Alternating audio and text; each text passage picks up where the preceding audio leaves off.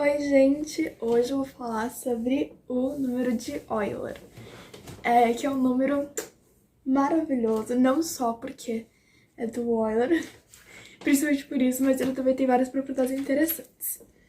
Então, o número de Euler é uma constante, não confundam com a constante de Euler, porque a constante de Euler é outra coisa. O que significa que o número de Euler nunca varia. Então, sempre que você vê o número de Euler em alguma expressão, alguma equação ou em alguma fórmula, ele sempre vai valer 2,718 e blá blá blá. É um número irracional, o que significa que a gente não pode representar ele por meio de uma fração, porque ele tem infinitas casas decimais que não tem padrão de repetição, e é um número transcendente, ou seja, independentemente do expoente a que eu elevar esse número, ele sempre vai continuar sendo um número racional. O primeiro a usar o número de Euler foi o John Napier, que quando ele estava ali trabalhando com os logaritmos, porque ele percebeu que ele funcionava bem para calcular crescimentos exponenciais que ele observava assim na natureza. Então ele utilizava como base do logaritmo, tanto que hoje em dia, quando você usa o logaritmo cuja base é o número de Euler, é chamado de logaritmo natural. Depois, o Napier, ele fez daí final do século XVI, início do século XVII.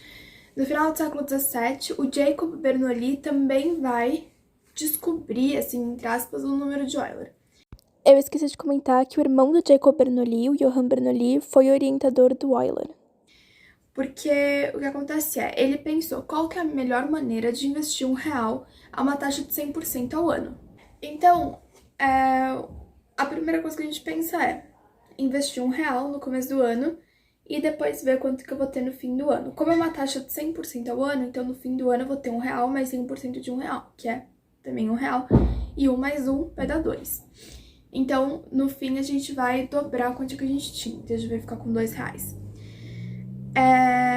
Só que, se eu fizer duas capitalizações, ou seja, eu invisto R$1 no começo do ano, deixo 6 meses, depois de 6 meses eu tiro o que restou e invisto de novo quanto que eu vou ter no final de um ano, nessa mesma taxa.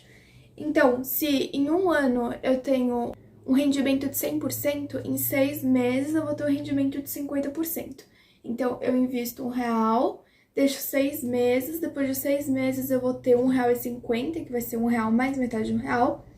Aí eu invisto de novo R$1,50, depois de 6 meses, deixo mais 6 meses para completar um ano, e eu vou ter R$1,50 mais 50% de R$1,50, que é 75 centavos, o que vai totalizar em R$2,25. Se eu fizer, por exemplo, 4 capitalizações, o que vai dar 25% a cada 3 meses. Então, agora eu vou pegar a calculadora para fazer, porque... então, eu invisto R$1. No fim de 3 meses, eu vou ter 1 mais 1 vezes 0,25. Então, no fim de 3 meses, eu vou ter R$1,25. Aí, eu invisto de novo R$1,25 a uma taxa de 0,25% cada 3 meses. E aí, depois de 6 meses, eu vou ter R$5.625. Aí, eu invisto essa quantia aí.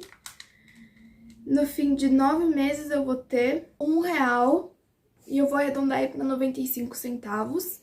E aí eu invisto de novo uma taxa de 25% a cada 3 meses. No fim do ano eu vou ter R$2,44, o que é mais do que R$2,25 e R$2. Se eu fizer 12 capitalizações, ou seja, ir tirando cada mês e aplicando de novo. Então... eu vou falar a fórmula, como calcular para vocês. A gente tem que o montante, ou seja, o quanto que a gente vai ter no final, vai ser igual ao capital inicial, que no nosso caso é 1, vezes, entre parênteses, 1 mais a taxa anual, dividido pelo número de capitalizações elevado ao número de capitalizações. Então, fica, no nosso caso, vai ser com 12 capitalizações. O montante vai ser igual a 1 mais 1 de 100% sobre 12 elevado a 12. No fim, eu tenho um total de R$2,61. Se eu fizer uma capitalização por dia, ou seja, 365 capitalizações, eu vou ter 1 mais 1 sobre 365 elevado a 365. Vou acabar com 2,71 centavos. R$2,71. Percebam que cada vez mais a gente vai se aproximando do número de Euler, olha lá. Se eu fizer uma capitalização por segundo, obviamente que isso é impossível, né? Mas quem sabe um robô. Então, se em um ano a gente tem, em uma hora a gente tem 3.600 segundos, em um dia a gente tem 24 horas, e em um ano a gente tem 365 dias. Então, em um ano a gente tem 31.536.000 segundos. Muito bem. Aí, então, com 31.536.000 capitalizações, eu vou ter 1 mais 1 sobre 31.536.000 elevado a 31.536.000. Eu vou acabar com R$2,72, mais ou menos. Sem arredondar, vai ser 2,71828 e assim por diante, o que é muito próximo do número de Euler, que é 2,7182881, etc.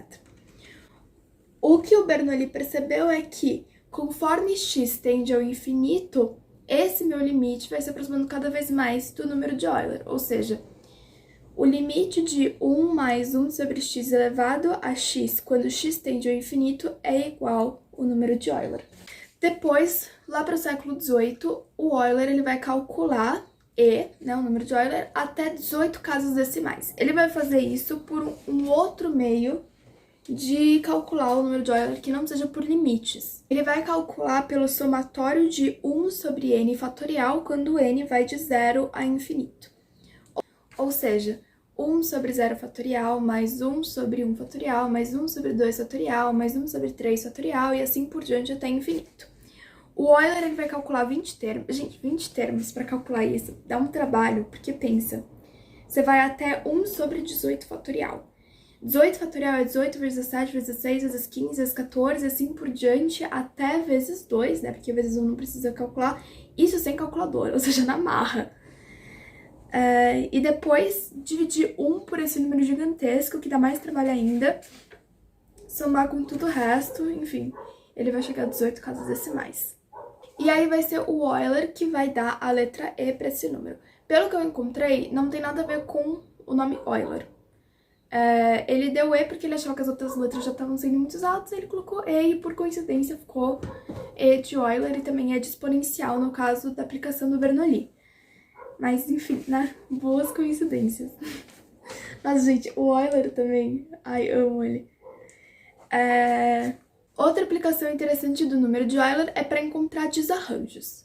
Desarranjo já vai mais aí para a parte da probabilidade, mas pensa assim nas permutações. Então, permutações é como eu consigo ordenar vários elementos de um conjunto. Então, por exemplo, se eu tenho conjunto 1, 2, 3, e eu quero saber de quantas maneiras eu posso ordenar esses 3 números de formas diferentes. Então, eu posso ter 1, 2, 3, 1, 3, 2, 2, 1, 3, 2, 3, 1, 3, 1, 2 e 3, 3, 2, 1.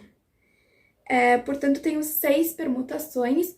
Para calcular a permutação de jeito mais fácil, é só a gente fazer o número de elementos que eu tenho fatorial. Então, nesse caso, vai ser 3 fatorial, que é 3 vezes 2 vezes 1, que é 6 também. Só que os desarranjos, eles estão vendo nas permutações aquelas que não tem nenhum dos termos na sua posição inicial. Ou seja, se eu for ver os desarranjos de 1, 2, 3, eu não vou poder contar 1, 2, 3, nem 1, 3, 1, porque 1 está na mesma posição original, nem 2, 1, 3, porque 3 está na posição original, e nem 3, 2, 1, porque o 2 está na posição original. Então, eu só vou ter 2 desarranjos, que é 2, 3, 1 e 3, 1, 2, que são as duas ordens que eu consigo colocar sem que nenhum dos termos esteja na posição original. Se eu tenho 4 termos, eu vou conseguir 9 desarranjos. E 4, 12, 24 permutações. Se eu tenho 5 termos, eu tenho 120 permutações. E se eu tenho 6 termos, ou 6 itens, eu vou ter 720 permutações.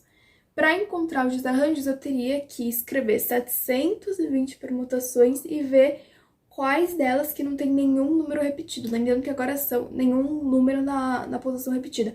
Lembrando que agora são 6 itens. Então, assim, deu muito trabalho. Mas o número de Euler está aí para facilitar a nossa vida. O que perceberam foi que se eu pego o número de permutações e divido pelo número de Euler e arredondo para o número inteiro mais próximo, eu vou encontrar o número de desarranjos que eu consigo fazer com com uma determinada quantidade de itens. Então, por exemplo, no caso de 6 itens, que eu tenho 720 permutações, eu vou ter 720 dividido pelo número de Euler, eu vou encontrar mais ou menos 265 desarranjos, que é o número inteiro mais próximo de 264,873, etc. Então, ia dar muito trabalho. O Euler ele vai analisar o desarranjo com 10 números para o Frederico Grande da Prússia, porque o Frederico Grande ele queria abrir uma loteria para conseguir pagar algumas dívidas. E aí ele vai perceber que para quando você tem 10 números, a probabilidade de você tirar um desarranjo é de 1 sobre E. O número de Euler ele também é útil para quando a gente vai ver as partições de número, ou seja, de que forma que eu consigo compor um número com adição. Então, por exemplo, 10 eu consigo compor com 1 mais 9, 2 mais 8, 3 mais 7, 4 mais 6 e 5 mais 5. De que maneira, qual dessas partições que eu tenho maior produto, ou seja, 1 vezes 9 eu sei que é 9, vezes 8 eu sei que é 16, 3 vezes 7 eu sei que é 21, 4 vezes 6 eu sei que é 24 e 5 vezes 5 eu sei que é 25, ou seja, das minhas 5 partições, aqui tem o maior produto é 5 e 5. Só que isso é com 2 números, né? E se eu for fazer com 3 números? Então, por exemplo, partir 10 somando 3 números. Eu posso ter 1 mais 1 mais 8, 1 mais 2 mais 7, 1 mais 3 mais 6, 1 mais 4 mais 5, 2 mais 2 mais 6, 2 mais 3 mais 5, 2 mais 4 mais 4 e 3 mais 3 mais 4. De todas as partições, o que tem o maior produto vai ser 3 mais 3 mais 4, que dá 36. Só que a gente fez aí com 3 números, só que a gente não considerou os números racionais, ou seja, as frações. Se eu for considerar os números racionais, eu vou encontrar outras partições que vão ter um produto maior do que 3 vezes 3 vezes 4. No caso do número 10, com 3 números, o que vai dar maior produto vai ser 10 sobre 3, mais 10 sobre 3, mais 10 sobre 3, que vai dar um total de... O produto total, né? Vai dar 37,037. O que percebam que é 1,037 maior do que 36. Com 4 números, o produto maior vai ser 5 sobre 2 vezes 5 sobre 2 vezes 5 sobre 2 vezes 5 sobre 2, que vai dar 39,625. Com 5 números, é 2, então 2 mais 2 mais 2 mais 2 mais 2, que dá 10. E 2 vezes 2 vezes 2 vezes 2 vezes 2 dá 32. Aí, o que perceberam foi que 32 é menor do que 39. Então, o maior produto com as partições de 10 vai estar entre as partições com 3 números e com 4 números. Resumidamente, com 2 números eu vou ter o produto total 10, o maior produto, na verdade, 10 sobre 2 elevado ao quadrado, que é 25, que a gente já tinha visto. Com 3, 10 sobre 3 elevado ao cubo, que é 37,037, que a gente também já tinha visto. Com 4, 10 sobre 4 elevado à quarta, que dá 39,0625, que a gente também já tinha visto. E com 5, 10 sobre 5 elevado a 5, que dá 32. O que descobriram é que eu consigo encontrar o produto máximo com a seguinte expressão, E elevado a 10 sobre E, que vai dar 39,598, etc. E o número de partições que eu vou ter que fazer se dá por 10 sobre E, que vai dar em mais ou menos 3,670 3,678. Ou seja, 3,678 partições, eu vou encontrar o maior produto, que é 39,598. Então, é isso. Espero que vocês tenham gostado e que vocês tenham conhecido um pouco mais sobre o número de Euler, que é um número maravilhoso. Até a próxima!